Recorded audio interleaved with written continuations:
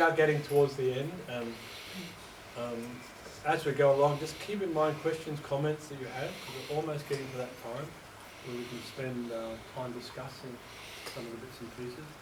I just want to talk about the work of Bateson, because he's another person that's very helpful with his framework for complex work, working with complex people. Complex people, Gregory Bateson. Complex people are very fragmented. Okay? There's potentially a lot of dissociation going on, a lot of fragmentation in mind, in personality, in attention, in focus, and even in identity, dissociative identity. That is made problematic by the medical framework, because the medical system looks at the personality as a unitary thing. You have one body, you have one mind, you have one self. That's the dominant sort of implicit way that they do their thing. Some psychiatrists won't even let you talk about this part of the client and that part of the client. They won't even allow that. They don't like this notion of parts.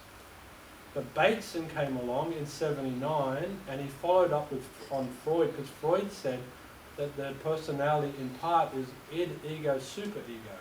There's three aspects at least, three parts making up the whole. And then Carl Jung came along around the same time. He said, oh, there's not only that, there's all this collective unconscious in this personality of ours as well.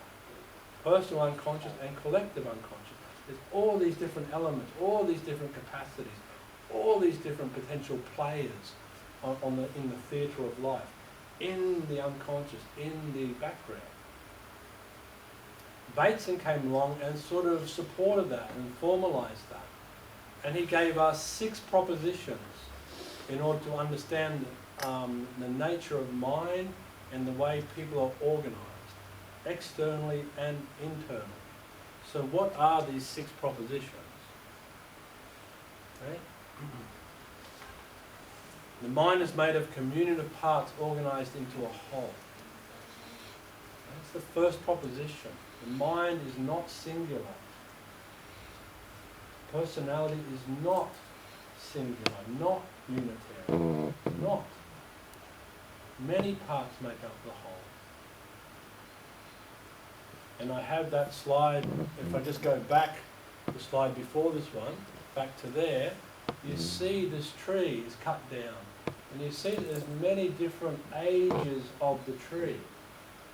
And human beings are like this. We get older on the outside.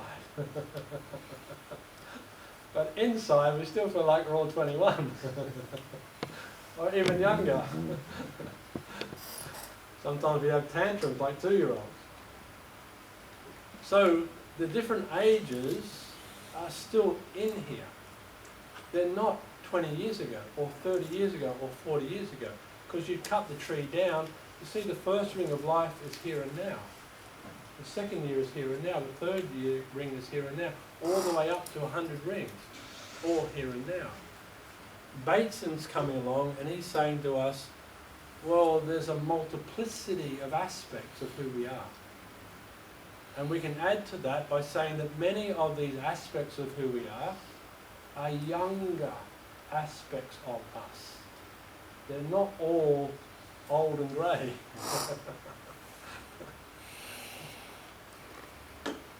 Okay? So the mind is made of a communion of parts organised into a whole. The second proposition that he said is that the mind, or the parts I should say, communicate.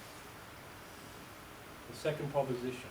That there should be a listening and a relationship and a communication. Hey, where do you want to go for a holiday? A part of me wants to go to North Queensland, part of me wants to go down south. Well, part of me wants to go to New Zealand. Different parts want to go to different places, different reasons, different feelings. And Jung said that the psyche likes to negotiate, likes to have a debate, likes to have a dialogue, likes to feel like all the parts are being heard. Oh, if we go down the Snowy this year, then next year we'll go to North Queensland. Is that a deal? Or if you want to be a slob for an hour, I'll let you work for an hour now, and then you can be a slob for an hour. Is that a deal? The psyche likes to negotiate like that. The parts are in relationship. So there's many different aspects of us, and we're trying to make as many parts of us somewhat happy or acknowledged, or at least acknowledged as we can. Now, this second principle breaks down in complex trauma, because what are the three rules of alcoholic families, for argument's sake? Don't trust, don't feel, don't speak. Don't speak, don't trust, don't feel. The three rules of alcoholic families. So this communication, this is a healthy system, a healthy person, a healthy mind. I get along with all the different parts of me. I listen to, I talk to, I regulate, I look after, I entertain all the different sides of who I am. Okay? In trauma, that's not me. Trauma is a blocking of these different parts, especially the hurt, vulnerable, fragile sides of ourselves. There's a blocking of these parts of self, a dissociating away from, and exiling. If we use Richard Schwartz's language, internal family system, parts are exiled, pushed away, pushed out of the picture. So there should be a communion of parts. There should be a relationship, but quite often I hate that part of me. I'm going to kill that part of me. And if you're in America, be careful, because there's too many firearms. And Colin Ross says that a lot of suicides that are recorded with mentally unwell people may actually be unintended homicides. The person hates this other part of them, but they don't see this other part of them as them, and they've got a gun and they're going to kill this so-and-so. Yeah. Bang. Colin Ross makes that point. That people hate their different parts of self. There's no communion, there's no regard. So we're looking at multiplicity as a norm, and we're trying to foster healthy internal respect, regard, relationship. All of you is welcome. All of you is beautiful. That angry part of you, yeah, bring him along too. That's a beautiful part of you. I'm not leaving him. And that sad part of you, bring her along as well. I'm not leaving her out. This notion of all the parts are welcome here. Inclusiveness when you work in this sort of way. And that no part is wrong. They're just traumatized. And yes, they may need some boundaries and some care and some understanding. But even the part that wants heroin right now is trying to help. It just figures out the way of helping is to be numb. And it's the only thing that part of the personality knows. For argument's sake. Communication is coded. We know this when we receive a text from our partners, or our wives, our girlfriends. What does that mean? What is she saying? What is this about? So communication, this is just, if you're listening to your inner voice, or if you're paying attention to your client, what does that gesture mean? Why are they using that word? What's this about? It just means take your time. This principle is just, Bateson is saying, take your time in order to understand what's being communicated. And that things are containing multiple levels of communication, not just one linear basic level. There's multiple levels of communication.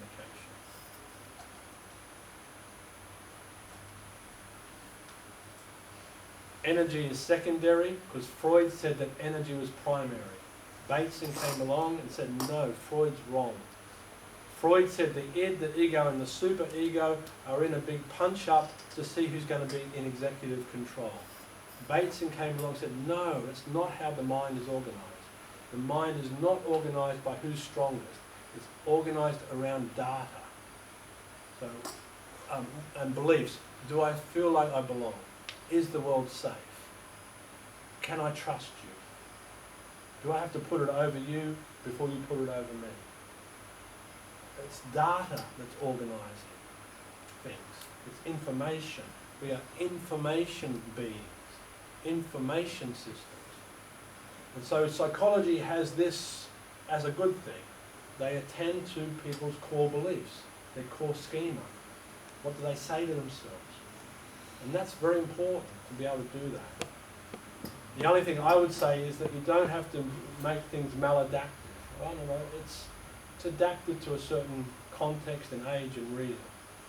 Just because it's not working now doesn't mean that it wasn't originally helpful. But people do need their beliefs updated. Hey, you're a beautiful person, rather than a piece of crap. No, you're not a piece of crap. And Colin Ross has these arguments with people. Ones he says that you can't lose. Because a person's not a piece of crap, even if they really believe it. If we want to understand any given behaviour, Bateson says, embrace complexity. Make a friend of complexity. If our stereotypical person at 10 a.m. is in the pub and he's there till closing hour, 10 p.m. tonight, and he's there Monday to Friday, 10 till 10, and everyone says, oh, it's because he's an alcoholic, end of story. That doesn't tell us anything.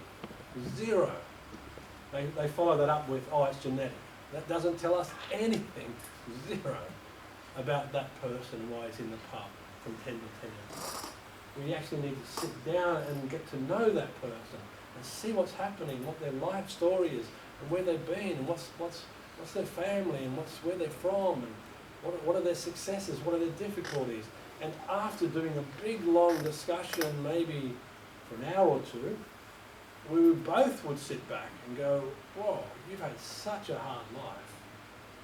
No wonder you drink. You know, so now drinking has a different meaning. Now drinking is functional to the problem of a difficult life, to the traumas of life. It's not just a genetic thing, or it's not just he's a big drinker because he likes alcohol. No, it's not. And finally, Bateson said there's a hierarchy of structure and function in this mind of ours, in this world of ours. Guys, I'm just going to quickly skip through the last few slides because we're pretty close to time now. Freud, we mentioned him, so we might as well put him on the screen. And he said something that's very good. You know, he said a lot of things are rubbish, but he said some things that were good. And one of the things he said was good is that we are driven by things that are unconscious to us, but not in that psychosexual Freudian way. Maybe for some people a little bit, but mostly not. Most of it is implicit procedural. What we've done a million times we don't pay attention to, it becomes implicit. What's happened to us many years ago, we don't even notice it, but it's still influencing us. Like our attachment styles, so on and so on. So the goal of therapy is to make the unconscious conscious. To this day, that's true. But we don't use that language. We say the goal of therapy is to make the implicit memory explicit. Implicit states, it's the same, just a slightly different non-Freudian emphasis. Implicit procedural memories, explicit declarative. The goal of therapy is to make the implicit, explicit, the unconscious, conscious. So, I notice you're doing this. Do you notice that? Hey, it seems like part of you wants to be here, part of you doesn't want to be here. Do you notice that? Is it part of you gets really angry, part of you gets really sad? Do you notice that? So you're always helping people notice these different aspects, because it's, even though the person is describing or expressing it, they're not necessarily conscious of it. It takes the feedback loop of the worker to help slow things down and help the person pause and to notice their internal dynamic. So one big thing is that clinicians generally assume that the client knows, feels what they're talking about. Quite often not. Quite often they're a million miles away. They're not in their body. They're not feeling anything. They're saying something, but they're not really present. Minuchin, just very quickly as we start to wind up. Systems thinking. Salvador Minuchin, Argentinian Jewish man, family therapist, structural family therapy. We love Salvador Minuchin in complex trauma work because what Minuchin did was he got the kids together and told them how beautiful they are. And after half an hour of doing family therapy with them in the room, he'd ask the kids, he'd let the kids, oh, us adults, mum and dad and I, we've got some adult stuff to talk about now. How about you kids go out and play? So Minuchin was emancipating the kids from adult roles. The kids in traumatized families, in dysfunctional families, they're trying to make this family work. They're looking after the family. The oldest daughter in particular is looking after everybody because mum's not well, dad's always drunk. The kids are raising the kids. The kids are doing everything.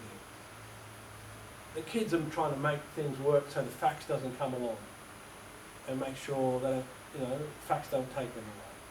The kids are doing their damn best to make things work, and that is making children adult children. So this whole notion of adult children. And Minuchin was very sensitive to this, and he didn't want the kids making this family work. He wanted the adults to make this family work.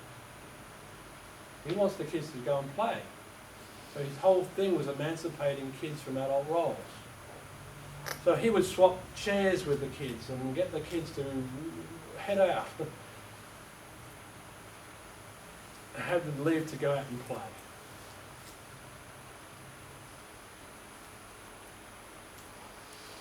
And we're doing that ourselves.